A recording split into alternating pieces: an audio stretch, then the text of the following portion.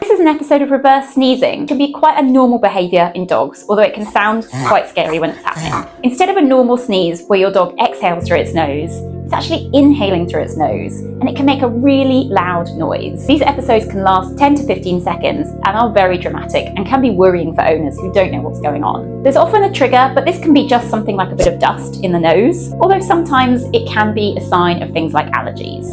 So if you think your dog is doing it a lot or seems particularly distressed, please do give your vet a call for advice.